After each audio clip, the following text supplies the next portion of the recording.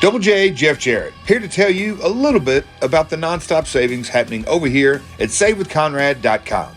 Are high credit card balances holding you down on the card?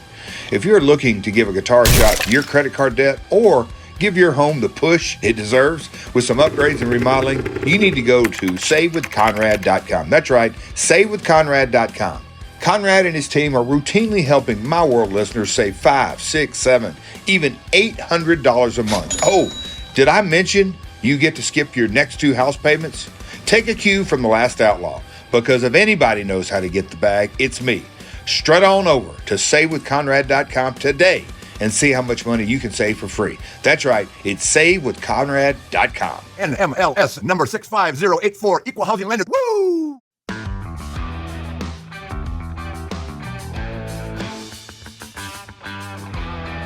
Hey, it's Conrad Thompson, and you're listening to 83 Weeks with Eric Bischoff. Eric, what's going on, man? How are you? I'm doing great, Conrad. And as I told you briefly before we hit record, yesterday we recorded this week's 83 Weeks, which dropped at 6 o'clock this morning, approximately. And yesterday, while we were recording, you know, at the end of the show, you said, okay, let's talk about Collision. Yeah. And I explained to you that we had family and friends over and we're hanging out, and just the night got past me. And by the time I was able to sit down in front of the television, the show was almost over. And I really didn't want to waste the effort or time. But I felt so badly yesterday after we were done recording. I said, man, I owe it, first of all, to Conrad, because you were clearly disappointed that I didn't watch it, so we couldn't talk about it.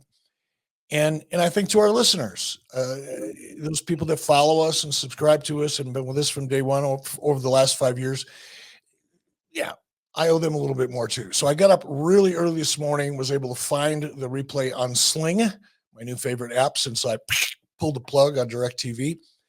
And I sat down and watched it and made some notes, and I've got a lot to say. And I know there's people out there that when I'm critical, he's always got an axe to grind. You know, he's just he's mad Tony didn't hire him, none of which is true. I just give me my honest opinion based on 30 plus years of experience and having accomplished a thing or two while I was in the industry. So whether you love these notes and this perspective or whether you hate them, this is non-emotional. This is not a dog in the hunt, an axe to grind, jealousy, envy, any of this shit that I normally read on this cesspool that we call social media when it comes to some people's reaction to what I have to say. So let's let it roll. And if you can, Conrad, I don't know if you have the format or you remember the show well enough, but just kind of think it's a segment. Yeah, we'll absolutely do that. I want to remind everybody too, the reason I was so interested in getting Eric's take is because Eric has actually worked inside of this organization. I mean, he was a Turner employee, and he's uniquely qualified to comment on these subjects. And as luck would have it, I don't know, 6-7 weeks ago, whatever it was, I jokingly said, hey, you want to bet? And we, of course, were betting about whether or not CM Punk would show up at Double or Nothing or the AEW Collision debut, which, of course, was in Chicago. But at the time, there was speculation. Will it be in Chicago? Will it be at Daly's place? Is Punk coming back? Is he not? So we did maybe what they used to do in wrestling in yesteryear. We made a hair match. And the bet was if Punk showed up, Eric was going to get his head shaved. And if Punk did not show up, well, I would. Now, of course, we know that CM Punk showed. And as a result, I have forfeited my shaving rights for a great cause. CutEricsHair.com. We are still taking donations. The idea is this. We want to make our wrestling chatter and the discourse and tribalism and negativity that exists in the wrestling space and turn it around into a positive thing. So we're donating 100% of the proceeds for this little initiative to St. Jude's Children's Research Hospital. It all happens at CutEricsHair.com. Now, let me explain. What you'll do is you'll go to CutEricsHair.com. You'll make a donation to St. Jude's. We want you to take a screenshot of your success page showing that you have successfully made a donation. It'll even show the amount there. Then post it to social media using the hashtag CutEricsHair. And Eric, we threw this out there and said, the person who donates the most can come to Huntsville this weekend for our Patreon get together, Top Guy Weekend, we like to call it, over at adfreeshows.com. And that person gets to cut your hair. And to my surprise, Eric, we had a very generous donor. I'm not going to share their name, but they're going to donate $10,000 to St. Jude's. They've already done it, for the right to shave your head. So I know that there is going to be a bunch of folks on the internet who have their opinion about Eric sharing his opinion about this show. However, we raised $10,000 to cut his head. So it's for a good cause. You can still get in on the action. I think we've decided we're going to make it a joint effort. By the way, it all goes to St. Jude's. None of this money comes to Eric. It doesn't come to me. It doesn't come to our Patreon. You're donating directly to St. Jude's. So it's a great tax write-off. We're helping some great folks out, some families who really need our help, and some wonderful children. And of course, we're having some fun at Eric's goofy appearance that will reemerge. I mean, Eric, you've done this in WCW. You've done this in WWE. You've done this in Impact. And now, not just a wrestling storyline, not just a character, a fan can shave your head. So I think, Eric, you're such a giving, kind soul. You've agreed to let not one, but two folks. So you don't have to beat $10,000 in order to be the person who helped shave some of Eric's hair. The next highest donor, we're going to do it as well.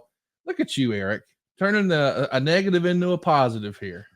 Well, it's going to be really fun. And like you, I'm not going to mention the donor's name. I will let everybody know that the donor is a member of Ad Free Show's family.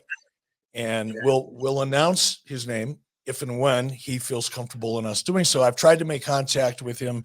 I have not yet heard back from him, but once we do, we'll talk about this a little bit more. But the idea that we came up with yesterday is, look, it's obvious.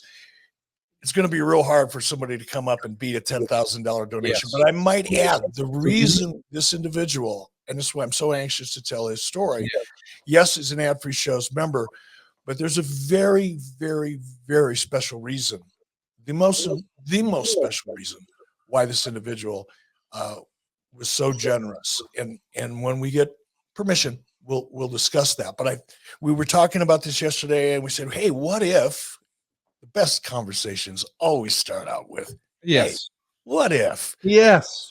And in that, hey, what if, conversation we had, it's like, well, what if the winner shaves one half of my head completely, and then at some point the runner-up also gets to come up and shave the other half? I love it. Now, not only do two people get to join the party, and the most important thing, by the way, is that we continue to raise money for St. Jude. Yes. So you may not want to cough up $10,001, but you know what? You can still jump in the pile, and there's still a chance you can be the co-cutter, if you will. And I think it's a great cause. I couldn't be happier to be able to participate in this. It's really freaking awesome.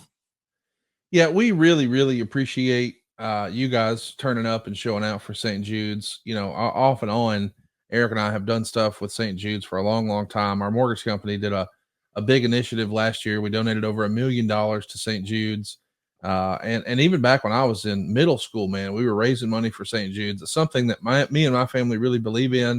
It probably hits home for a lot of folks. So I just want everybody to understand, yes, we're having some silly wrestling talk today, and we're going to have some fun, and maybe we'll disagree, but it all is for a great cause. And by the way, even if you don't think you're going to be the high bidder, wouldn't it make you feel good to see a picture of a bald Eric and help some children out?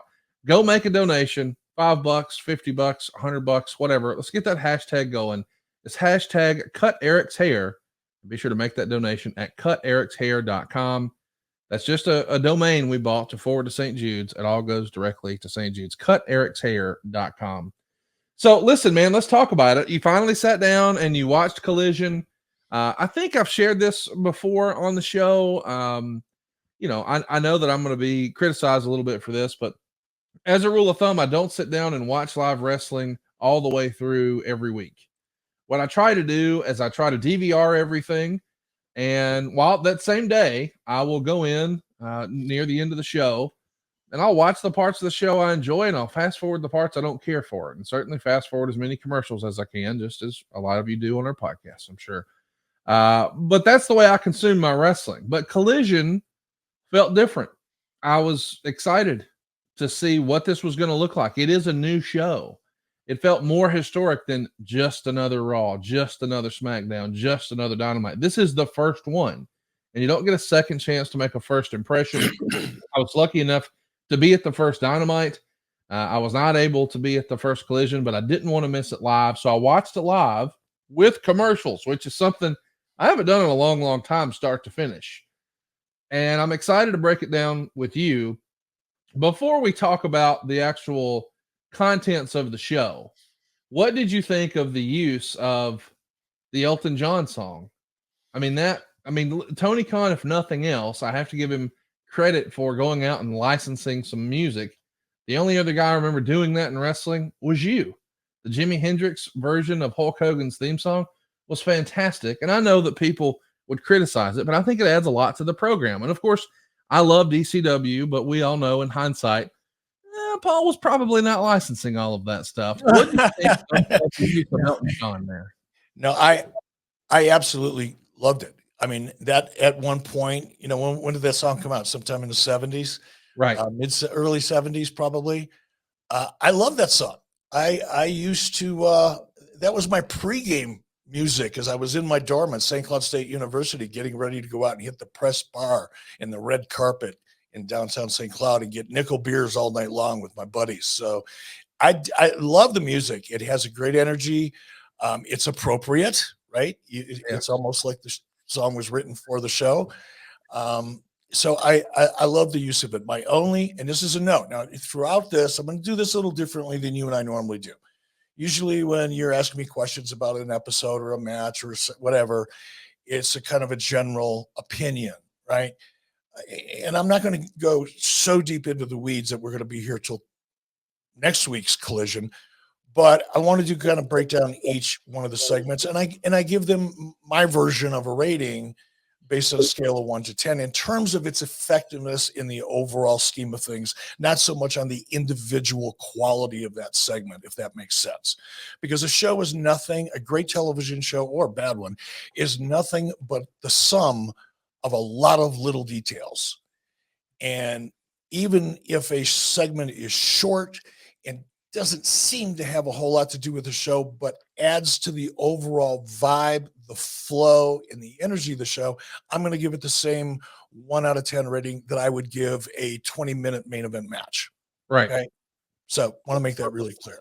And these are still my subjective opinions, but what you're going to hear on this episode is more of a production note, story note approach to it. In other words, whenever in the past, Jason Hervey and I were creating and then producing shows and delivering them to the network, we would submit outlines and formats and things like that and production notes. We'd submit that to the network, and then they in turn had a room full of people who justified their existence by making little notes and sending that back to us as their response to our presentation, and we had to incorporate those notes. So I'm not going to go to that extent because it's just freaking mind-numbing sometimes, but I do want to break this down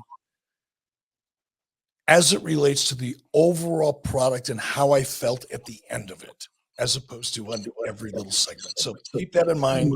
It's a little different way of hearing an opinion, but here we go. What did I think of the open? Aside from music, fantastic energy. Can't say enough, and we'll talk more about the overall production value of the show. Can't say enough about the way it was presented. It just set me up and made me ready to watch a bar fight. Right. And that's kind of what you want to feel like, right? You want to feel like you're pulling up to the bar and in a very civilized environment are able to watch people in a socially acceptable manner, questionable on that, but socially acceptable manner, just whip the hell out of each other. That's what you came here for. And that's what that open set you up for. So I thought it was great. Now, here's my note. I think in the montage of shots and All of them were great. There wasn't a bad one in a bunch. It's not a critique. It's an idea. Going forward, in an opening like that, especially one where you're setting the tone, raising the expectation while trying to create anticipation, I think if there would have been more shots that would have been dramatic and emotive, cheering, sadness, defeat, pain, anger, all of those emotions that make wrestling work from a visual. If there would have been a little bit more emphasis, know what I said? A little bit more emphasis on those type of emotive shots within the montage, as opposed to the dramatic action, the action shots. They were great. A little more balance would have made this almost unbeatable. As such, I gave it a 7.5 out of 10. I really enjoyed the open, and I thought it looked great. And I can't pretend to sit here and know who deserves credit for all that. I know that Mike Mansouri, who you and I both think a lot of, has come on board. I know Kevin Sullivan is doing a lot of hard work in Nashville. I'd love to give shout outs to everybody else. I know Matt Schiavone is on the crew, but I thought it looked fantastic. I love the video of the open. I love the theme.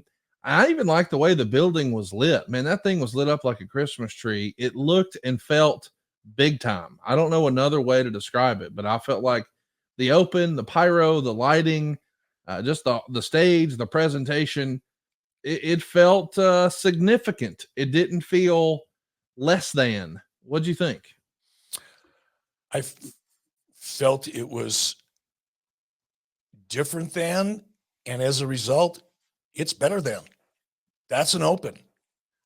And look, it was 6 o'clock in the morning when I watched this. This is not me, with a pot of coffee in me and just kind of getting overexcited and perhaps being overly enthusiastic about something. I was still, wiping the sleep out of my eyes and trying to find my coffee cup. So, I thought it was great. It woke me the hell up. I dig it. Thought it was cool. And of course, that crowd was red hot. And I think sometimes the crowd can almost make or break a show. And if you put, like, I've encouraged people who really love Hulk Hogan and The Rock at WrestleMania 18. And I have some friends in wrestling who contend that is the best wrestling match of all time. I wouldn't go so far as to say that, but I would say it is a totally different experience with the sound off. The crowd makes that match what it is. The emotion, the hairs on your arm stand up based on the fans, and the guys in the ring are feeding off of those fans. This was a hot crowd, and there's been a lot said about AEW in Chicago. I know certainly it's sort of their home away from home. I guess they're based out of Jacksonville, but that does feel like their hub, Chicago. And there's been a lot of pundits who would say that they've ran it too much, and maybe that's the reason this didn't sell out immediately like the Punk debut did, et cetera, et cetera. Boy, they were ready that night. When all the pyro's over and you can just see and hear that crowd, Eric, they were ready for this show. They were fired up. They were. And, and again, some of this I want to save to the end because it's more or less a summary and kind of a, what do they do now? Looking forward, kind of an opinion. But again, I want to save a lot of that to the end because it'll make more sense once this is over. But yes, there is absolutely no question that crowd was on fire. They were there because of Punk. Make no question. I've been very critical and will continue to be when I feel it's appropriate of what I've seen out of Punk since he arrived in AEW and some of the things he said, not so much in the ring, although some of that, but out of the ring. But that's not what we're here to talk about. They were here for Punk. They were ready for a fight.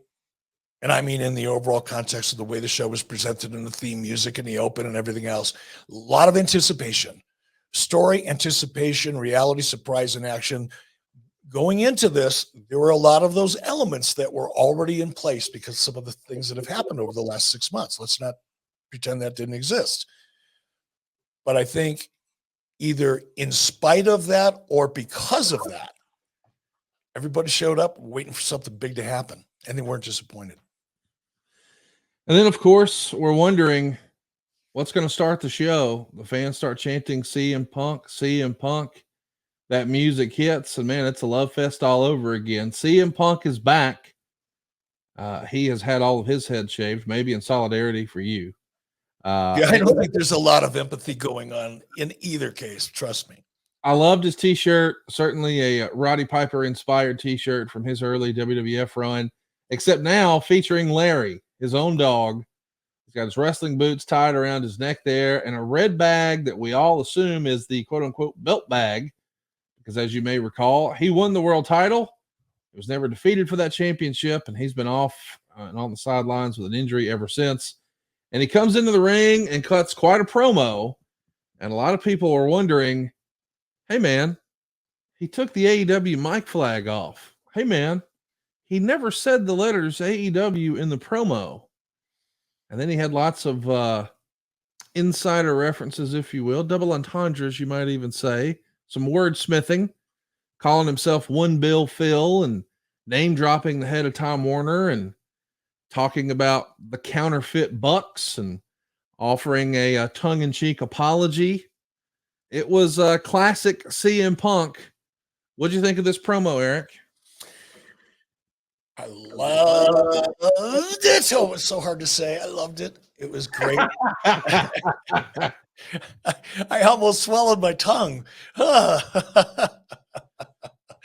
No, I absolutely loved it. It had the right balance. Again, you cannot ignore the elephant in the room. We can't pretend the last 6 months didn't happen. Right.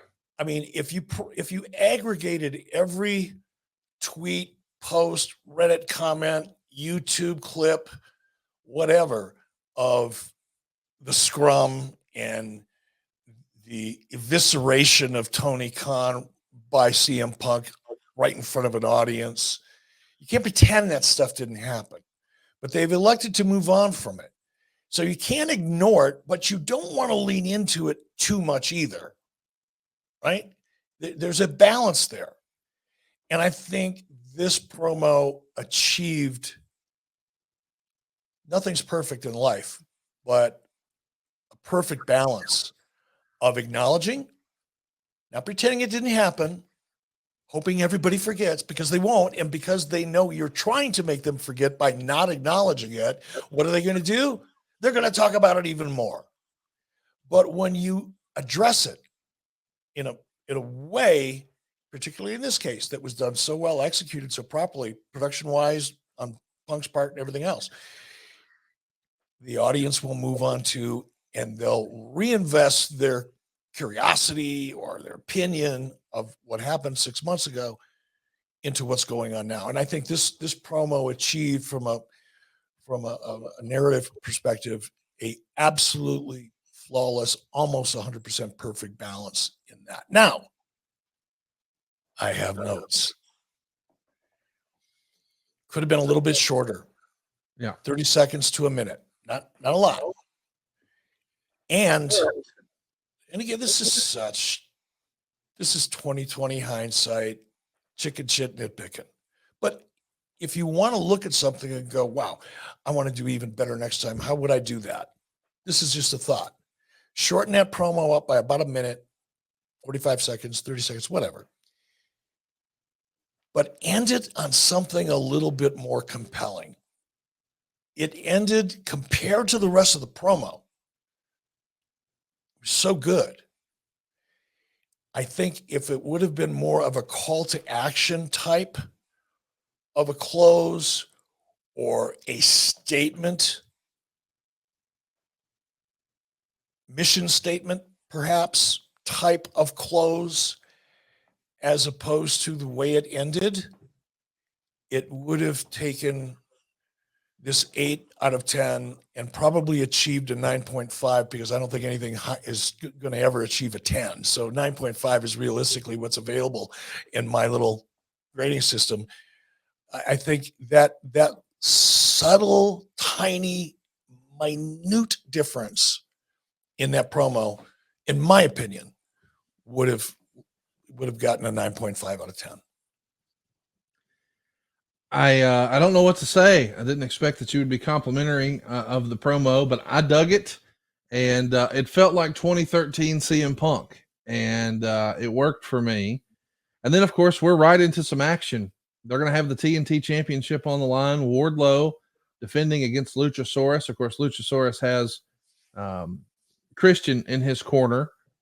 What'd you think here? The two behemoths to open the show. Would you have went with the big guys to start? What'd you think? Let me back up just a little bit because I do want to take this segment by segment or Sure. piece by piece. The Luchosaurus Wardlow promo, it was decent. There was nothing wrong with it, but it didn't like make me go, holy crap, I can't wait to watch this. All right. It was just there. It served its purpose. It let me know what was coming up. So 6 out of 10 on that. It was functional. All right. Now the match, I think it was the great use of Christian Cage. And again, if the totality of a television finished product is the sum of tiny little details, right off the bat, Christian Cage whispering in Luchasaurus's ear. It wasn't overt. And it was shot perfectly. It wasn't meant to be like hit you over the head with it. It was just almost like an ENG or a electronic news gathering type of shot. It was a handheld shot. Oh, look what's going on over here. Okay, back to the action.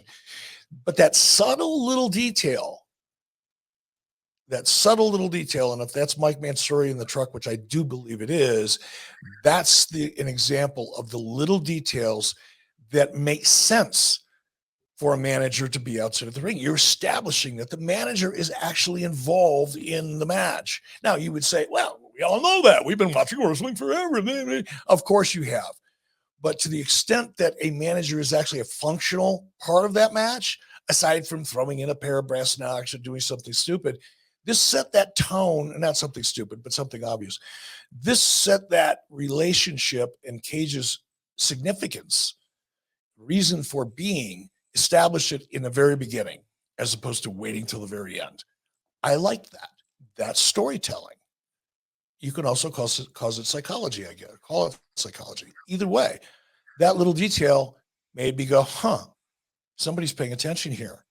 Somebody's paying attention to the little details. And that, now consciously, as a guy who watches professional wrestling, not for the enjoyment or the entertainment of the product overall, but for how it's being produced and the business side of the wrestling business and that type of thing. That's what gets me excited. And that got me excited right off the top. And I know that sounds like, why would you care about that? Because it's little details, and it gives me hope when I see people paying attention to little details. What else? Would love to see.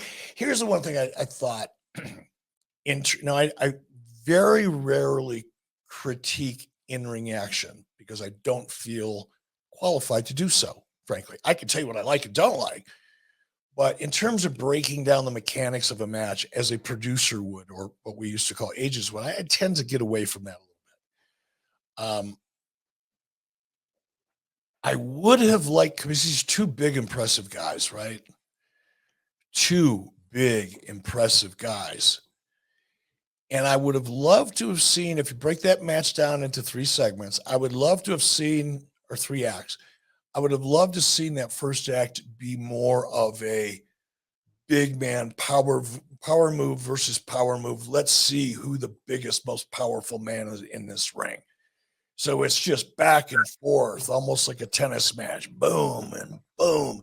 Slow pace, big man match. Don't need to try to work like a luchador because you're not. and say whatever highly athletic things you're going to do, save till the end of Act 3. But nonetheless, I would have loved to see the first part of the match be more of a big man versus big man versus big man versus big man until the heel started wearing out. Not that he's not bigger, but he's gassed or something. He's just starting to feel like, I'm losing this power versus power battle. And then during Act 2, let's see more heelish stuff out of the heel. Doesn't have to be over the top. Doesn't have to be pulling nuts out of his trunks, none of that kind of obvious stuff. but you start seeing a little bit more of a desperation on the part of the heel. Then in Act 3, of course, the heel's, he's getting the upper hand, Now give me the comeback out of Wardlow. Let me see something really surprising out of Wardlow, because for the duration of the match, we've seen big man, power man, all about who's stronger, who's tougher, who's better. And oh my gosh, now Wardlow's he's on a losing end of this, not because he's not bigger or stronger, but he's on a losing end of this. And then he makes his comeback and pulls something out of his hat that is uncharacteristic given his size and strength. Had I seen a little bit more of that, as opposed to the way the match was laid out, I would have been shocked at the quality of the match. Again, I'm going to talk much more about this at the end. Color and play-by-play was off the charts good. Okay, yeah, I wanted to talk about that. So we had Kevin Kelly and Nigel McGuinness. Of course, a lot of us have seen Nigel doing his thing over on the NXT UK brand. And of course, Kevin Kelly has been the voice of New Japan here in America for a long, long time. I like that pairing. I think a lot of Kevin Kelly, and certainly, Nigel. I don't know if you got to see much of his in-ring work in Ring of Honor. I know you saw some in Impact, but man, what a talent. I like that duo. It worked for me. It was, I have to admit, a little different not hearing Excalibur or Taz or Tony, like those voices, besides JR. We're going to get to JR. He's in the main event. It felt a little weird, like no JR, no Tony, no Excalibur, no Taz. But I think that's a good thing. I mean, one of the things you learned in WCW is maybe there was overexposure of Tony Schiavone back then. He was on Saturday Night. He was on Nitro. He was on Thunder. So I like switching it up. You were pleased with the job that Nigel and Kevin Kelly did? Beyond pleased. I thought it was the freshest, most significant improvement in any one element of an overall production than anything that I've seen probably in 10 years. It was that good. It look, and this is their first time out. I know they both respectively have had, plenty of experience doing this, but together on this show, live, new show, pressure, live, first time really working together, I think. I don't know. Correct me if I'm wrong, when I'm wrong.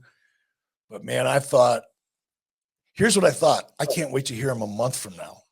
Wow. Because if they were that good Saturday night, once they get their groove and their rhythm together after doing it a few times, point me to another, potentially, not there yet, point me to a better color and play-by-play team, and I'll tell you that you're wrong. Here's what I liked, and I'll tell you why. Now, could it be better? And I hope somebody from there, I hope either one of them are listening to this, because my intentions are truly constructive here, regardless of how you take it or how your ego takes it. My intention is completely supportive. All right. There was still a little bit of a tendency for Kevin Kelly in particular to do color commentary. There were too many points during the course of the color and play-by-play for this match that Kevin would go in and out of color and play-by-play. Leave color to Nigel. Nigel's been in the ring. Nigel can talk about his experience. Nigel can talk about what is likely going through the minds of the people in the ring and explain why they're doing and what they're doing. Let Nigel bring us inside of the mind of the talent in the ring. And Kevin, you describe what's going on inside of that ring like it's the most important thing in your life. Don't go in and out of it. Imagine being on a tight wire.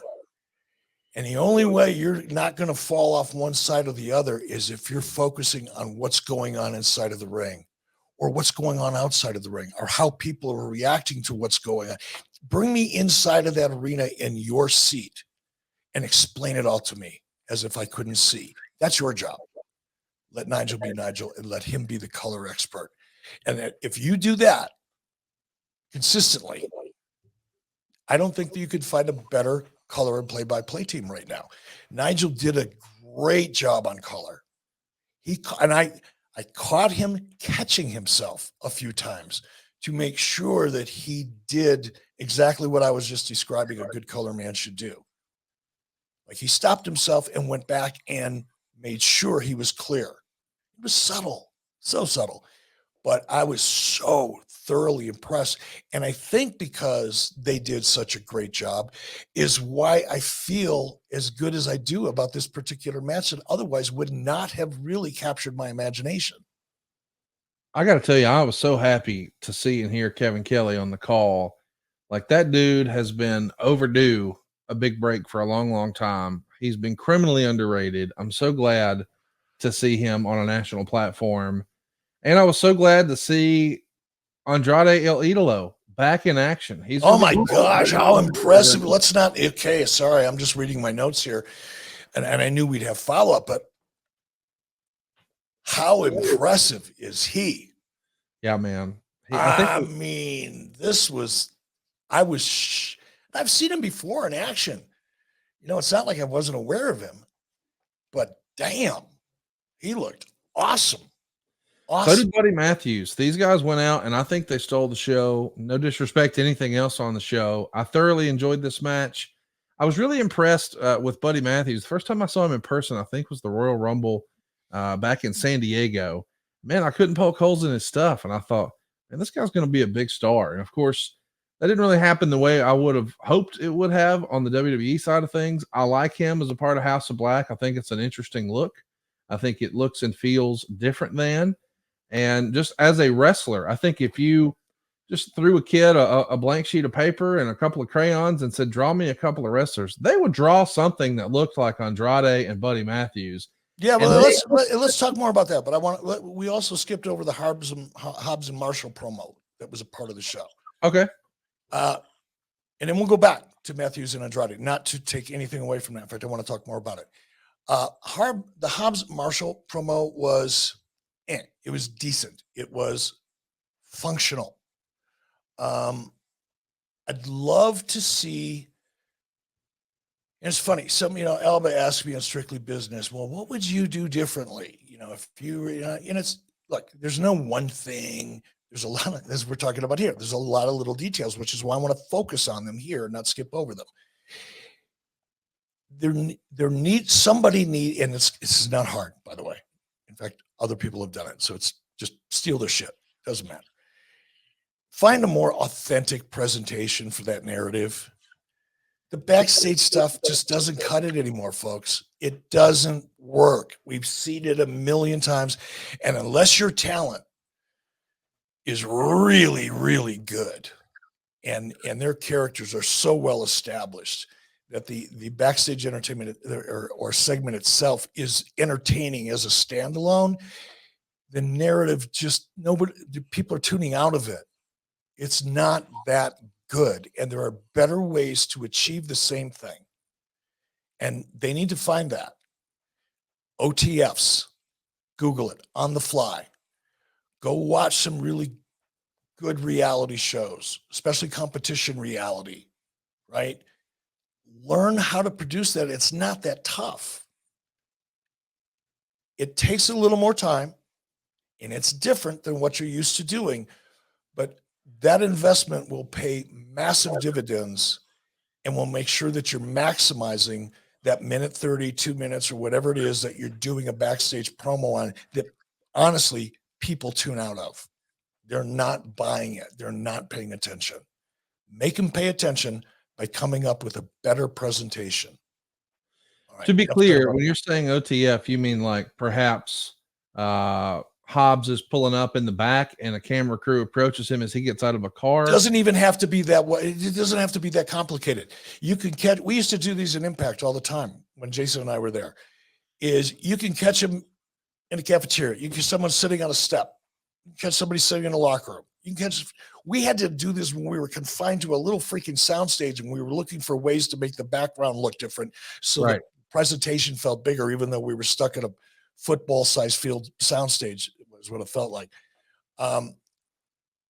Just imagine tight shot, talent looking off camera, answering a question.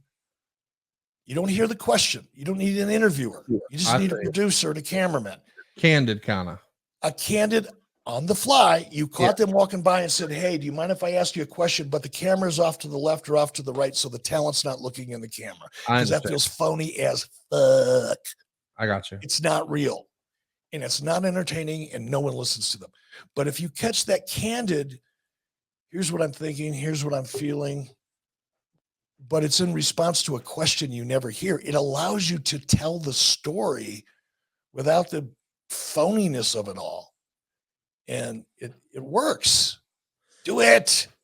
Hey, let me ask you about Hobbs. I know we didn't get to see him in action. You know, we certainly saw him on camera here in that backstage not a pre-tape, but the backstage interview. But there's a lot of folks who watch that program on a regular basis, myself included, who think Hobbs is going to be one of the top guys in AEW sooner rather than later. Like, I think the upside on that guy is off the charts. And just to see how he has, I don't know, transformed himself in just the brief time he's been with AEW, I'm on the Hobbs train. Are you? I haven't seen enough yet, so I can't. You've seen him in action more than I have, so I'll withhold any opinion until I've spent a little more time paying attention. You ready to talk about Andrade and Buddy Matthews? Yeah, let's go back to that. Here's my note. Fucking awesome. 9.5 out of 10. Okay, you go. Okay, but here's my note. The post-finish blackout almost took me out of it. Almost took me down to a 7. Because we've seen that so many times. But fans get excited I get excited. I mean, I know that you've seen it a bunch and you're talking about it from a television producer standpoint. I can say going back to the ECW arena days, which I realize was 25 and 30 years ago. But when the lights go off, the lights go on, we're conditioned for, oh, here it comes. And especially with, this group that Buddy's with, I didn't necessarily think it was going to be a surprise, but I was ready for it. I might like to have seen a different shot as soon as the lights came back on, so the reveal would have been a little more instant. But I like it. I thought it was cool, and I know we're sort of glossing over the match. If you didn't watch this match, go out of your way to watch it. You can't poke holes in their stuff. It's stiff. It's hard hitting. It looks competitive. That elbow that Andrade hit, god damn, what an elbow. And then the finish, I don't know that you put this together, Eric, but and there was a little thing. I'm glad that Dave Silva, if you're watching over on YouTube, we're showing Buddy's knee. They've been working on the knee for a bit. He tries to do the power bomb. The knee gives out. It adds to the realism. Then here comes that elbow from hell out of nowhere. And the figure 8, Eric, we heard lots of woos and stuff as he's setting up the figure 4. I don't know that anybody would have predicted, oh, he's going to use his wife's finisher. I mean, she's obviously on the WWE program. Buddy Matthews lady is as well. They were both using their significant others' finishes, but to use that as a finish, I thought was a nice little tip of the cap. And if you're paying attention and you know, I thought it was a fantastic match. I can't imagine a better return for Andrade. Honestly, I didn't notice that detail or the connection. I just can't say enough about this. Now I feel even more strongly about it than I did when I watched it this morning, because that's, again, what are we talking about here? What do we keep going back to? Little tiny details. And the way this was executed, to your point, Conrad, and it was a great one and great observation, is that if you know, and if you don't, you're not put off by it. Right? Yes. And it sounds like I'm saving everything to the end. I better not do that because I'll forget what I want to say. One of the other things that I really loved about this show, it's as if they took somebody's advice when they said, shut up and wrestle.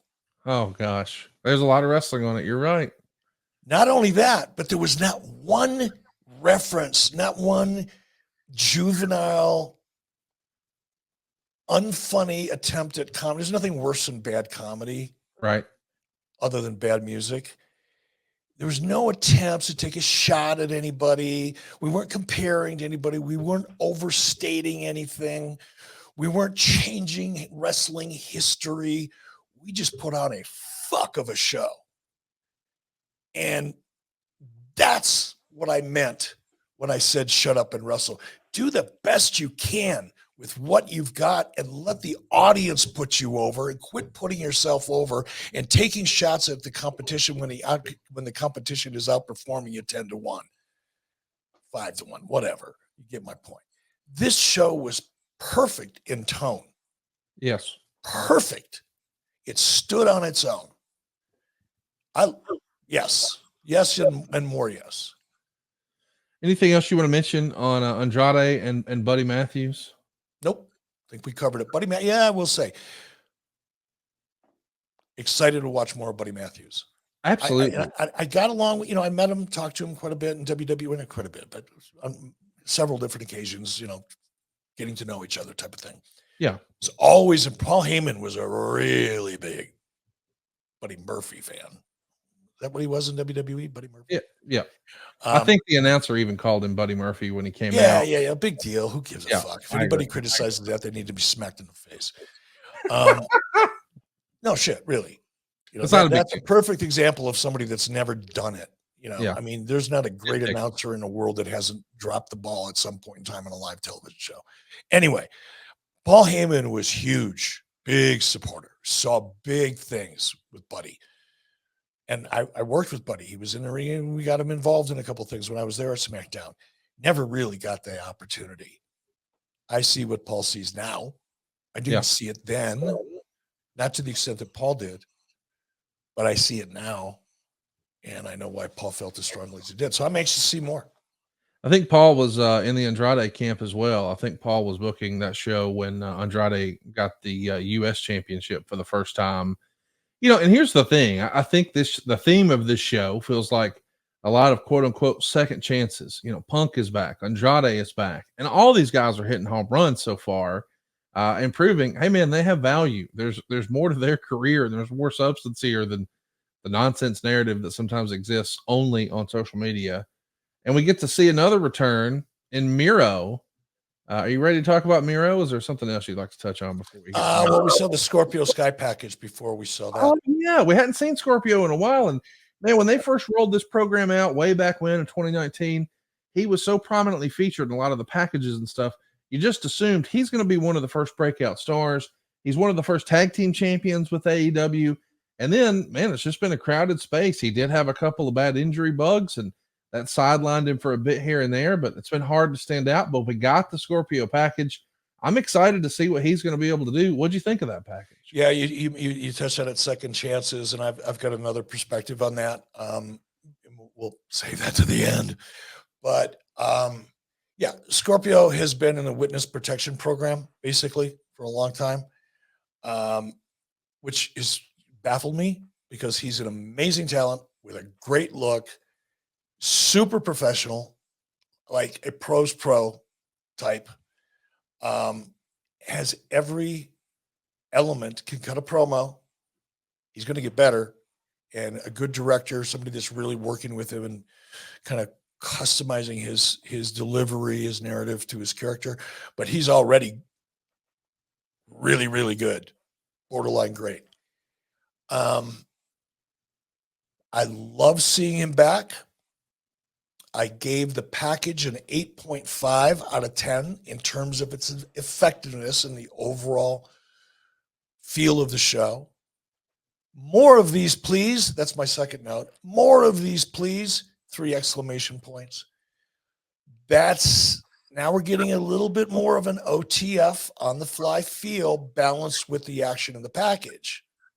I think that tells a much better story than two guys who are adequate on a mic with an announcer who's adequate on the mic doing a backstage promo. This is how you get people over. Awesome. 8.5 on a scale of 1 to 10. Very effective. We see Tony Nese getting some old school heat, riling up the crowd, talking about being a personal trainer and how fat and out of shape these fans are. And we're going to get in shape together. And then here comes the return, the Redeemer. Miro is back, comes in, does a lot of his signature moves, gets a pretty easy win. Impressive match, impressive showing for Miro. Of course, you can't do it without a great dance partner in Tony Nese. What do you think here? What did I give this one? Oh, I give this one an 8.5 out of 10. I didn't really, the old school cheap heat. My note was cheap heat out of the East, taking me out of this. And I literally was making these notes as I was watching the show. So I didn't watch the show and sit down and decide how I felt about it. I was giving myself like real-time emotional reactions to what I was seeing as best I could. The cheap heat, with Nese almost took me out of it. What exactly did I say? Oh, no, now I'm into Soho. Almost took me out of it, but great entrance by Miro. That goofy, corny, cheap heat, old school, silly shit that Nese was doing in the ring was almost immediately contrasted and balanced with Miro's entrance. I went from feeling like, oh, okay, I'm watching something from 1982 to, oh my God, this guy looks like a killer. That's very effective. That worked. It allowed them to get away. And look, I don't know how over Nese is with the crowd. He might not be over enough, which is why he may had to go to that cheap heat to really establish why he was there and who he was. Don't know. Don't have an opinion. I'd like to give you mine if you don't mind. Yeah, please do. Please. I think Tony Nese is well respected by fans, and this is, and I'm not saying this dismissively or negatively, but the more quote unquote work rate fans watch AEW more so than they do WWE. WWE is, we're here for the guy and the entertainment. AEW fans, by and large, really respect the in-ring performers. Tony Nese is fantastic. And so I think if they weren't careful, then the crowd would be kind to him because they appreciate the work. Whether he's a quote unquote bad guy or not, hey, we respect what you do, and we're having such fun here, and we're glad y'all are here, and this is an exciting time and a new show. I think he probably needed to go to 1982 to let's make sure they hate me, so they'll be really excited to see Miro come kill me. And I believe that's true, and it makes me more impressed with Nese as a performer and whoever laid this match out. Because somebody was paying attention. Somebody knew this going in. And the way you avoid mistakes is to see them before they happen, right? Yeah. And another little detail, easy to overlook. In the excitement and enthusiasm and so much going on live TV and the pressure and blah, blah, blah, blah, blah, blah, blah. Easy to forget that, wait a minute, this is a guy that the crowd basically loves the hell out of because they've got so much respect for him, but we need him to be the heel in this. So, yep, let's turn the heat up uncomfortably high. And they did, and it worked. And again, the balance with that looked like he's right out of a thriller, mystery, murder movie. Miro, man, if that doesn't give you nightmares, knowing you're stepping into the ring with that, I don't know what would. So I loved it. I loved it. I gave the whole thing a 8.5 out of 10, primarily because they did such an effective job at reestablishing Miro.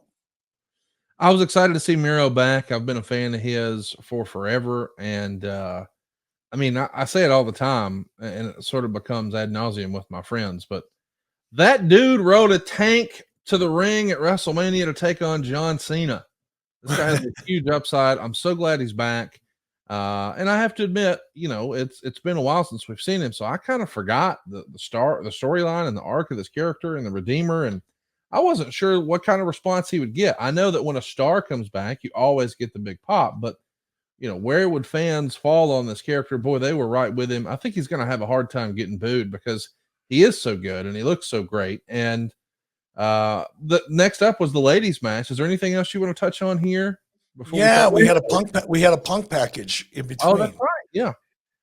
Yeah. Excellent. And I made double notes here. Perfect length. And again, little detail, but especially with a guy like Punk, who is clearly good on the mic.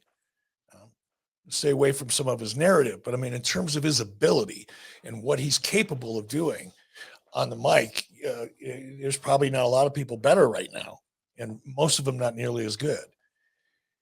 The tendency that producers can have is to give that type of talent, let's give them a little more time. Yeah, we could get this done in a minute, but let's give them a minute and a half. And you fall victim to your own success as a result in some cases. Here they gave us the perfect amount to create anticipation. They didn't over-deliver. Well, they did in terms of effectiveness, but they didn't give me more than I wanted. It's like going to a great restaurant, sitting down, and having a gourmet meal by one of the greatest chefs, and they give you just enough to leave you wanting more. Yep. You're not dissatisfied because you didn't get enough, but you're not overly satisfied to the extent that, okay, let's move on. Perfect length. Excellent promo, 9.5 out of 10. And let me mention too, Eric, we start the show with CM Punk. We sprinkle in this package, and then we're going to finish with Punk in the main event. And I know that, Punk has his critics out there, but I don't think it's even worth arguing or debating. He is one of the biggest stars in the promotion, and this is his return show. And there's been a lot said about, well, this is his show, and the other show is so-and-so shows. Table all that internet narrative for now. I'm saying just as far as formatting the show, we all know as wrestling fans, we've been conditioned to hear the open of the show, the crossover, the close of the show. And you have been pretty loud and proud talking about the most effective stories told in wrestling, whether it's Raw or Nitro or modern day, are the threads throughout the show to keep you engaged and keep you hanging on until the end. So we start with that Punk promo, then we get the Punk package. We got Punk on the back end as well. But let's talk about the ladies. The ladies had a hell of a show. You got Sky Blue and Willow Nightingale, who has more good faith and goodwill with the internet wrestling audience than I think I've maybe ever seen. And they're taking on Tony Storm and Ruby Soho. These are great characters. The camera loves them. They're very colorful. They pop. And the in-ring action was great too. And there's some nasty stuff in here. How about Willow's pounce on Ruby on the outside? Ruby just goes sailing into those guardrails. This was pretty good, man. And listen, that's one of the criticisms that we've had. There's been a lot of criticisms of AEW that they don't feature the women enough. I thought we checked that box with this match. What do you think? Started out a little average for me. I was unimpressed till about a third, almost halfway through the match, and I went, okay, I'm interested in this. Particularly interested and excited and want to see more of, by the way, Sky Blue. Athletic, great timing, capable of doing a lot. Didn't try to do more than she's capable of, but still put on some pretty impressive offense. Not taking away from anybody else in the match, but that's what stood out to me. And again, I'm coming to this with fresh eyes. I don't have an opinion. I haven't followed enough of this talent to have a strong feeling, embedded feeling at all. So all of this is almost like completely fresh eyes, even though I know some of the people have opinions like I do of Scorpio and Punk and others. But anyway, I actually, after I got through the first third of the match, the first half of the match, I actually found myself thoroughly entertained by it, and in a good way. It wasn't comedic. It wasn't gratuitous because it was a women's match. Right. It wasn't eye candy bullshit. It was a good, solid, well-executed match, particularly the last half of it. And for me, as a relatively new viewer, well, a very new viewer with regard to AEW and this show, obviously we all were, but that was my first exposure to Sky Blue. And I was like, I want to see more of her. I see it in her, a lot of potential. What did I give this one? I gave this one a 7.5 on a scale of 1 to 10. Why did I do that? The finish was a little weird to me for a second. 4 of them in the ring, referee standing there doing nothing about that. Little tiny nitpicky, just like I need something to criticize, but still it was there. It was a little detail, so it matters in the big scheme of things. Also, and maybe because full disclosure here, while I'm watching this, I'm watching it on my Sling app, right? So I'm watching a different commercial feed. Like I didn't get picture within a picture and all that. I got you. I got you.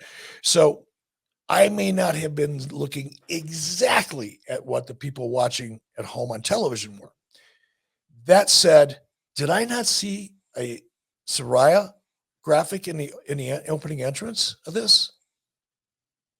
I'm pretty sure I did. I don't recall. If I did, why?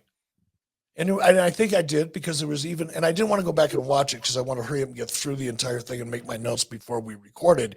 I will go back and watch it to see if I was just confused or if indeed there was a Saraya graphic during one of the early entrances. And I do believe there was even a commentary reference to it as well. So that kind of made me go, well, okay, what? But again, tiny little, and I may have, it could have been just my confusion or I could be right. Either way. She's the leader of that faction, you know, the outcast. So she wasn't there though. Right. So that was awkward. Then I was right and shouldn't have been there. She's not in the ring. She shouldn't be on the graphics for the entrance. Little detail.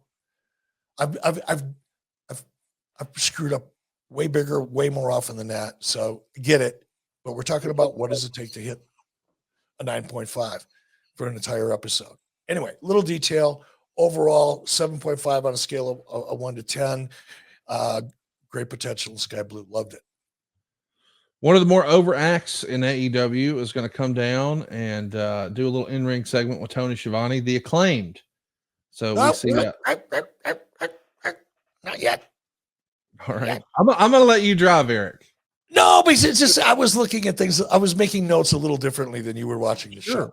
Sure. The Starks package. Oh, yeah. Really, really good. Now, I gave it an 8.5 out of 1 to 10. However, announcing that he's in the Owen Hart Cup Memorial, blah, blah, blah. Yeah. If Starks would have toned down his, I'm doing a wrestling promo delivery and I'm exaggerating it because I'm trying to make a point, because Starks came in and out of his authentic voice, the way he really talks, what he's talking, even if he's talking about something that's really important.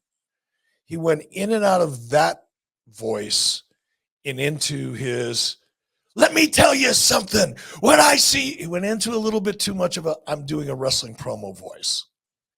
And he came in and out of it. Stay in it.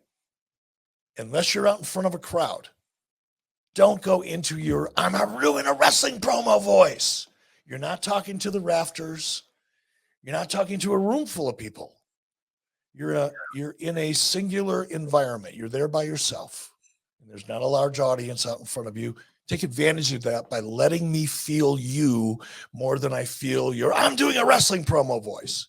Again, I'm over exaggerating to make a point, but if you go back and watch it, you'll see what I mean. Again, tiny little fucking details. Nitpicking, if you will, because I gave the damn thing an 8.5 on a scale of 1 to 10. All right. Then there was a Jarrett's package.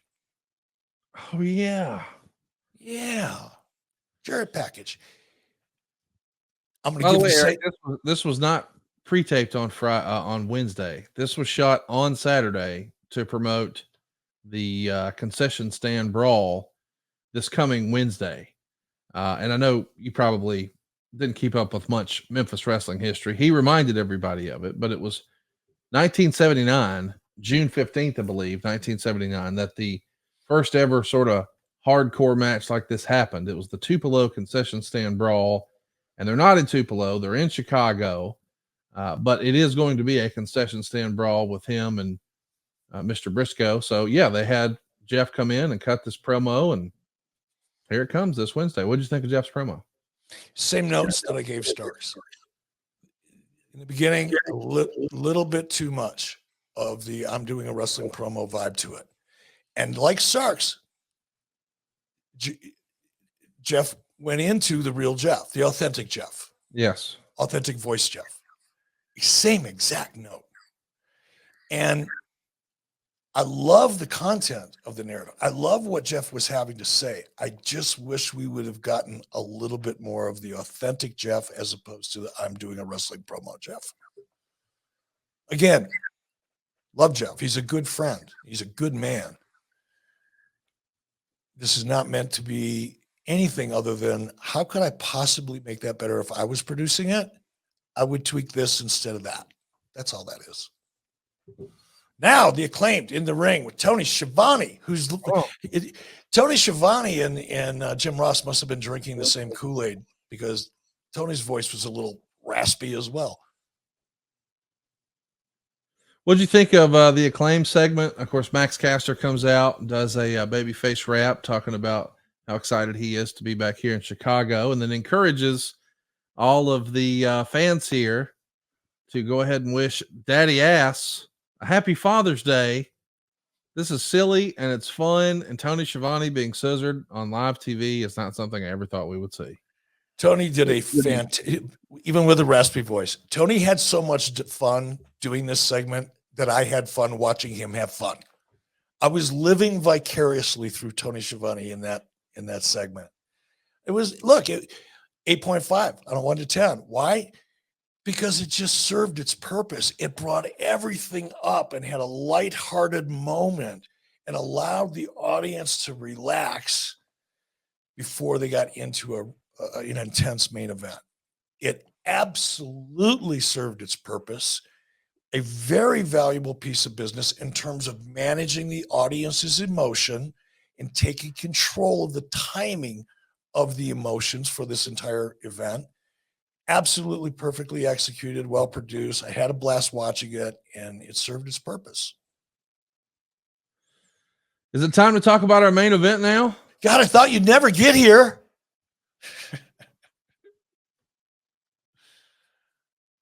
What do you think? How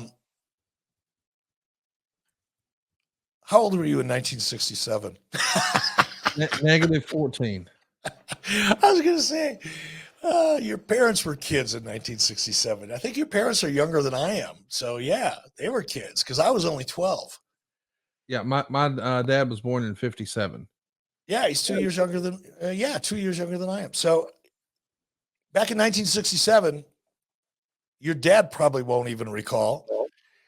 The Monkees, Michael Nesbitt, Peter Tork, Davy Jones. And hey, we're the Monkees. Yeah. And you know one of their biggest songs back in 1967 was? What? I'm a believer. I couldn't leave her if I tried. Yes. Hey. Then I saw her face. The Monkees. I'm a believer. That's how I felt about the main event. That's how I felt about this whole show. It was a great main event. I understand why they opted to put this in a 6-man tag or trios or whatever the hell it is. I understand it. Punk's first time back, ring rust. Let's get him established, reestablish who he is, why he's here, what he wants to do going forward. Let's tell that story. They checked that box twice. They did a great job with it. How about every time Samoa Joe got in the ring with CM Punk, that crowd went nuts, right? Man, crowd went nuts. Let's not, in my enthusiasm, because I want to try to say so much, and sometimes I skip over the important stuff. Absolutely love seeing Samoa Joe on TV again. Yes. Now I love the person. I really learned to respect Joe a lot in the time that I had to work with him.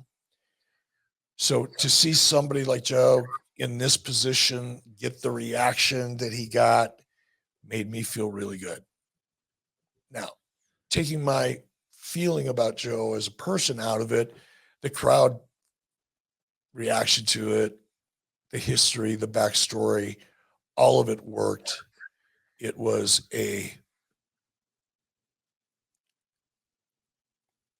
like watching a great orchestra. Just everything worked. I'm excited to hear you say that, because sometimes when you and I have talked offline about the history between this guy or that guy, and AEW maybe didn't beat you over the head with it, you would say, well, I didn't know any of that. I didn't watch. I didn't get that, referencing old stuff. Of course, it's been 19 years now, but back in the summer of 2004, man, one of the greatest trilogies, certainly in my opinion, yeah, the greatest and most important trilogy in Ring of Honor history was CM Punk and Samoa Joe. And the newsletters at the time were just talking about it like it was the greatest thing ever. And at the time, Ring of Honor was a DVD company. So you had to really go out of your way to snag those. I just loved it. I was excited to see Punk in there again with Samoa Joe. I tweeted because I was watching this live. I could just tell how excited Dax Harwood was to be there and with this crowd and doing this match. And I tweeted, does anybody enjoy being a pro wrestler more than Dax? And Dax replied, capital N-O. And I love the other side. I think Juice Robinson is a character that maybe a lot of the AEW fans or American wrestling fans aren't totally familiar with just yet. But man, he was great in NXT. He's been great everywhere we've seen him, including New Japan. I'm excited that this feels like he's going to get more of a platform here. And of course, Jay White, the former New Japan heavyweight champion, man, that dude has a pedigree. He can go. I just think maybe we haven't had enough time to really identify the character with this audience yet. But being in a main event with FTR, with Samoa Joe, with CM Punk, it's a heck of a step in the right direction for all those guys. I really enjoyed the match. I was just excited to see Joe and Punk in there from the nostalgia of it. I'm looking forward to what they do maybe in singles action in the future, but I kind of didn't know what to expect here today, Eric, that you were going to dig the show like I did. I think when I sat down to watch the show, I knew we would see a lot of great wrestling, but I didn't know what else to expect. But when it was over with, I thought, man, they were trying to set a new pace here and show that, showcase what they're really good at, which is that in-ring bell to bell. But to your point, all the stuff in between, the packages and whatnot, it checked a lot of the boxes. I really enjoyed the show, and I can't believe my ears. It sounds like you did too. No, I more than enjoyed the show. It completely erased the last 12 months of my opinion of AEW, and I'm going into it with an entirely clean slate. We'll see what happens. It's just the reality. Let me cover a couple things first. Yeah. One, again, I cannot overemphasize how impressed I was with Kelly and McGinnis. More of them, please. Or maybe not. Keep them right where they are. Because to your point earlier in our discussion, you don't want to overexpose them. Right. And and the rest of the talent is great too. It's not like there's anything lacking. It's just that this combination, for my taste, in a more traditional approach to color and play-by-play, this was the closest thing to my color and play-by-play nirvana as I've heard in a long, long time. So more of that, please. The formatting of the show. I said jokingly, on social media right before we recorded, who booked this shit? Because I know what people are expecting out of me, because right. A lot of them are just ignorant and whatever. But whoever booked this shit, whoever was in the room, whoever had the most influence over the formatting and the pacing, don't ever let that person out of your sight. Wow. Keep that person close. And maybe it was Tony. I don't think so, because I've never seen anything out of AEW come even remotely close to the level of near perfection that the formatting, which includes the pacing and the timing, the length of the matches and the length of the in-rings and all that stuff, all those little details. Whoever signed off on that final, keep that person close. Number one. We'll see where the creative goes. I'm hoping that, like me, a lot of people are going, whoa, this was really good. Yeah. Now you've got to deliver next week and the following week and the following week. And there's been times on 83 weeks where I've made a reference to the idea of, hey, go back and watch something, figure out what worked and what didn't work, and do more of the things that did and less of the things that didn't. Right. Same thing here. You Tony and company have delivered what is, in my opinion, an excellent product. Now, go back and figure out why it was excellent. Study the things that you did really well and why they worked as well as they did and how they worked as well. We already know why, how they worked and where they were placed. Format, because Tony and company control the flow of emotion. The Acclaimed spot right before a serious and intense main event that was built up and threaded throughout the show, that was tied to what's happened in the last 6 or 12 months, but not in a way that made me feel like you were beating me over the head with it.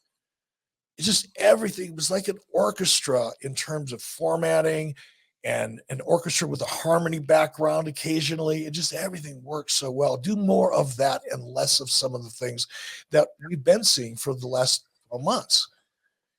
Please figure out a way to do the OTF backstage. It's not hard. Anybody can do it. You don't have to be Steven Spielberg to figure it out. But please, somebody take a look at the backstage promos, because they really hurt the overall product. And they've demonstrated here that they have the ability. They just need to lean into it a little bit more. Everything was so good that I'm hoping that they can maintain the momentum. Now, what's the downside. Here's a note. This show was so good that if it is consistently as good, and by the way, I didn't even talk about the set, off the charts good. Yep. I didn't specifically mention the set, mention the open and everything, but the set was killer. Now, if they can keep that same set, keep that same lighting package, don't give me less than next week or next month or 6 months from now. The minute you give me less than, I'm going to start losing interest. Not me, but the audience. But if you can just maintain, why am I going to watch Dynamite? Oh, come on now. No, I'm not being a smartass. That's what happens when you are competing with yourself. Because the difference between Collision in its overall presentation to Dynamite is night and day. Creatively, from a television production point of view, including formatting and pacing and length of matches and interviews and all that, these were not produced by the same company. You know what? Maybe part of it is, and again, I know what people say about me in this regard, but maybe our man TK just needed some more help. I think a lot of people forget that, he's got a stat company. He's got a soccer club. He's got a football team.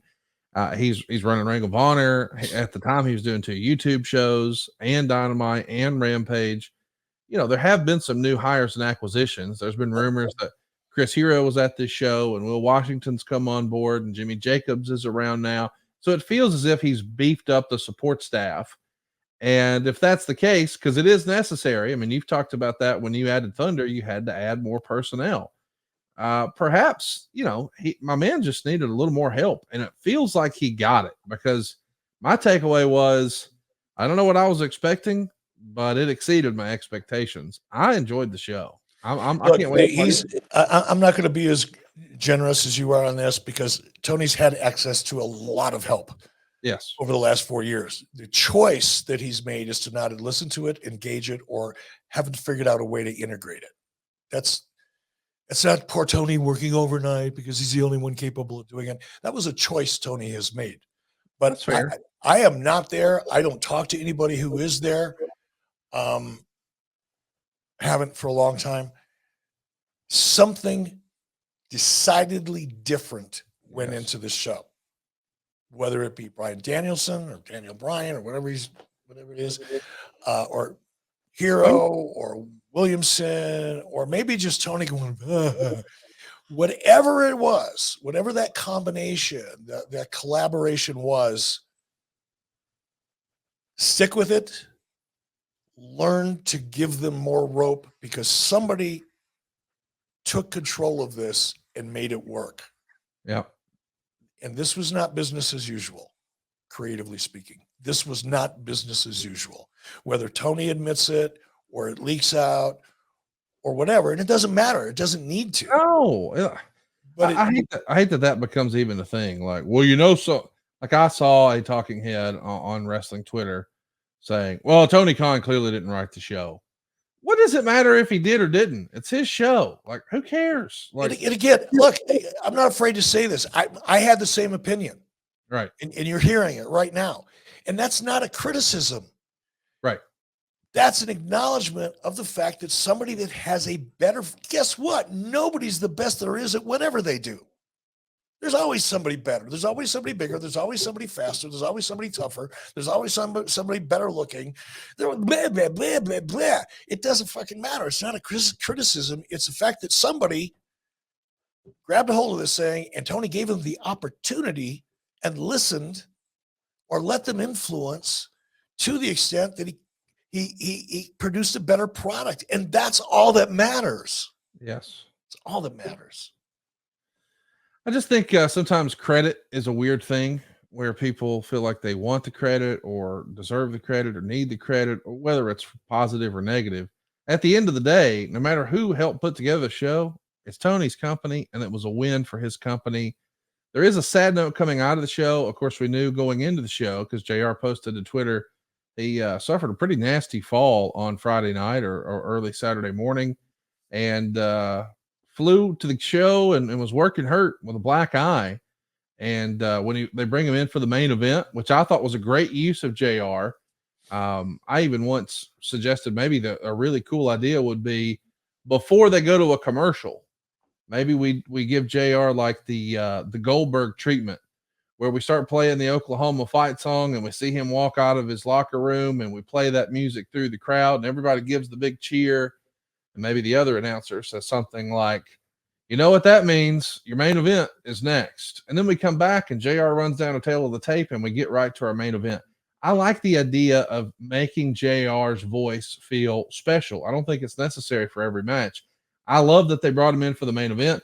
Unfortunately, his voice was not cooperating that night. If you heard the start of the show, the start of the main event, he was pretty hoarse. It got better seemingly as the show went on. But I guess he was disappointed in his performance. He took to Twitter after the show at 10:26 and wrote, I apologize for the way I sounded tonight. Going to step away to heal. Thanks for your support.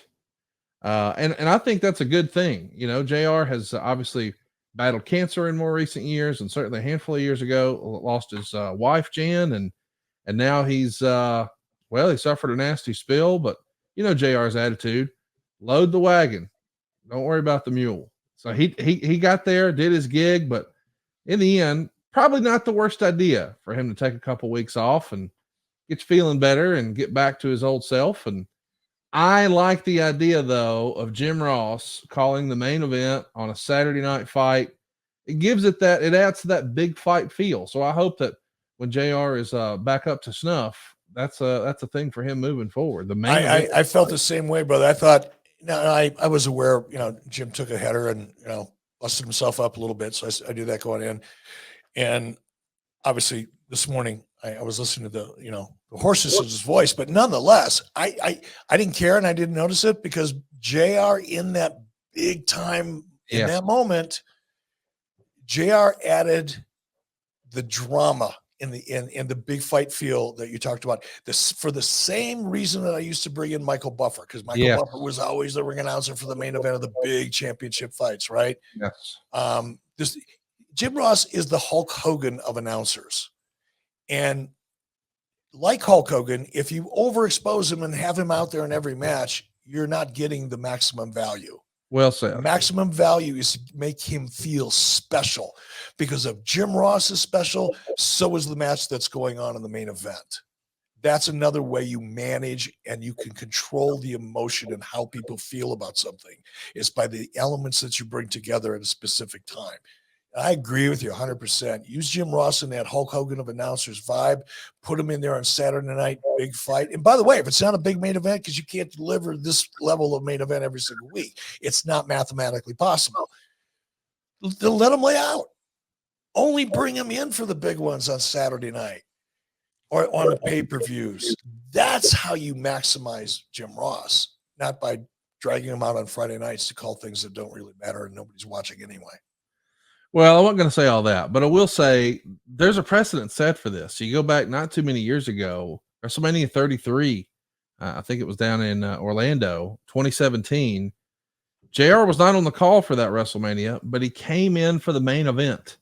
So that makes it feel even bigger to me. Like I really like that approach, and I hope it's one that we use going forward. Like, I don't know what the plans are for Wembley, but to me, if you've got this landmark show and you've got the largest AEW crowd of all time in this historic venue, no disrespect to Taz or Tony Schiavone or Excalibur or Kevin Kelly or Nigel McGuinness, but I think just for the sake of history, when you're playing clips of that iconic crowd and these big special moments, you're going to want to hear JR's voice on some of those. I mean, he really I'll go so far, Conrad, to agree with you that if the decision was made to let's make Jim Ross the Hulk Hogan of announcers, so that when you do use him in that position, after you've been doing it for a while and you've established your approach to this iconic character, really,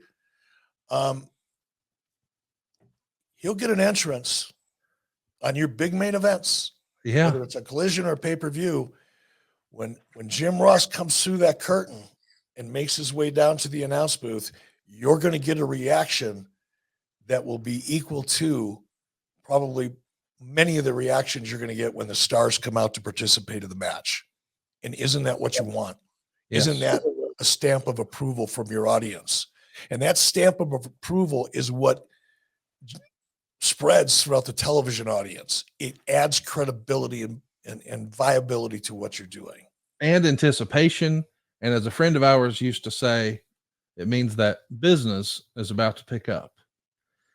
So listen, man, I love the first episode of Collision. When you told me you wanted to record a bonus episode, I mean, I got to admit, I went and got the boxing gloves. I was ready because I was like, I thought this was a good show. And if Eric Bischoff has the damn audacity to come on here and say that wasn't a good show, maybe he's not going to say it's a great show, but he'll have to admit in a loud and clear voice, it was a good show. Then you showed up and said, hey, it was a good show. I didn't expect this, Eric. This was fun. I didn't say it was a good show. I said it was an excellent show. I'd give the overall show, if I had to, this is taking all the little pieces. So there's no real mathematical formula here. So right. My balls over that, average out all my, my ratings and say, yeah, but you were wrong. If that's all you got to do with your day, go ahead and do it anyway. I don't give a fuck. But I think the overall show for me was an 8.5 out of a scale of 1 to 10, knowing that 10 isn't available. Right. This I don't know how you could have made this show realistically, other than the 2020 hindsight notes that everybody has, including me, other than addressing a few of those minor details. I don't know how it could be better. I really don't. Here's the challenge, as you said. How do you follow it up? How do you make it consistent? And I can't help but wonder, do we still have enough TV time? Even though we've doubled our primetime TV, because we got 2 hours on Wednesday and now 2 hours on Saturday, not discounting Rampage, just saying there's 4 hours now. There's double the live primetime TV. There's still a lot of talent. Still got to fit a lot of folks in. I could still see how that's going to be a bit of a jigsaw puzzle. But I'm excited, man. I'm encouraged. For a first effort, I don't think they could have done much better. Me neither. I loved it. Mark the date and time, boys. I can't believe this is real. Eric Bischoff liked something from AEW. Of course, we would like to see you make a donation to St. Jude's Children's Research Hospital. Eric is going to look a little different for our next episode. He's going to be sporting a bald-ass Lex Luthor type look.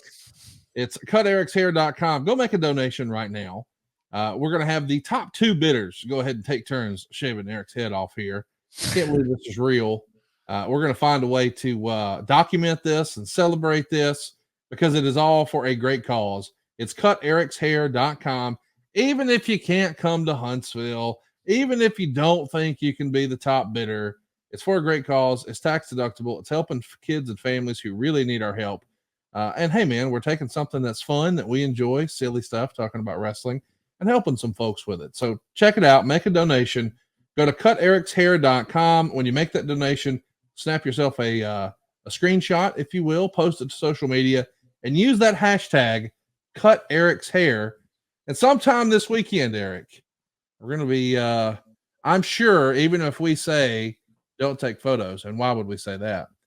It's going to be all over social media. And so will the talk about Forbidden Door this weekend. You'd have to go back and give you a little credit for partnering up a Turner television wrestling outfit with New Japan Pro Wrestling. It's happening again this weekend, the Forbidden Door. We see Bryan Danielson versus Okada. We see Tanahashi versus MJF. And we see Will Ospreay versus Kenny Omega. Are you looking forward to this show? Is this just another show for you? What's your expectation with Forbidden Door in Toronto, which I believe is sold out? Well, I think we're going to be watching this together, aren't we? We are, Top Guy Weekend. At our Top Guy Weekend. So I'm looking forward to that. If I wasn't looking forward to that and I wasn't going to be in Huntsville, I don't think it would be on my schedule because I'm not invested in any of the storylines thus far. Although with what I saw Saturday night, I'm open-minded, certainly very open-minded and looking forward to it. But I don't know that I'd invest quite yet. But I'm definitely looking forward to it at Top Guy Weekend, and hopefully I'll feel half as good about that pay-per-view as I did about Collision. We're going to have some fun this weekend. We wish that you would have been there to join us. You can be there next year. It's adfreeshows.com. It's Top Guy Weekend. We get together once a year. You can leave your wallet at home, and this will be our third time we've done it. The prior two were in Chicago, piggybacking AEW's All Out. This year, we're doing something a little different.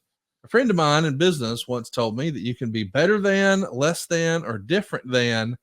Eric, you know what we've got planned. I don't want you to spill the beans yet, but this is different than with a capital D. And the more you and I talk about it, the more excited we get about it. I'm not going to say it's going to be a home run this first year. I think everybody's going to have a great time, but I think this will evolve and become quite the extravaganza in years moving forward. Yeah, we have the potential of doing something great, and we're going to have fun as hell. It'll be fun as hell doing what we're doing, but it's the idea is, let's put it this way, it's a big enough idea that there's plenty of room to build upon it, and looking forward to that. It's all happening this weekend, Top Guy Weekend. It's part of adfreeshows.com. Thank you guys for tuning in to a special bonus episode of 83 Weeks Today. We'll be back next week. I'm sure we'll talk about Forbidden Door. I'm sure we'll recap Top Guy Weekend.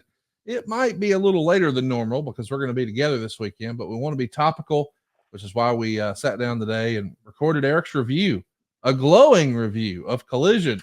So go tweet that, mucker father. Thank you for that. We'll see you next week right here on 83 Weeks with Eric Bischoff. Hey guys, need to call a quick time out here. Wanted to tell your listeners what I've been telling my listeners over at OU to know for a while now about all the cool things happening over at adsfreeshows.com. On the debut episode of The False Finish, Chris Harris talks about his successful TNA run as one half of America's Most Wanted, and his not so successful run in WWE as Braden Walker. To be honest with you, I wanted out. I mean, it wasn't, I was saying the right things to Johnny, like, hey, I'm going to make this work. But inside I was thinking, I hate this fucking place. It's broken me down. It's made me not love wrestling anymore. That's kind of when my drinking took a bad turn. And I really needed out. Buff Bagwell joined Ad Free Shows members for a live Q&A, talking about his road to recovery and sobriety and recovery from a broken neck. We took an angle between me and Rick Steiner that could have been a unbelievably long angle, and they took that and just made it into a one-night match down Nitro, which I lost my debut match back with a broken neck. I feel like that was a bad call. Who booked that shit? That's just a small taste of what we got waiting for you. With 4 levels to choose from, see for yourself why Ads Free Shows is the best value in wrestling today. Sign up now at adsfreeshows.com.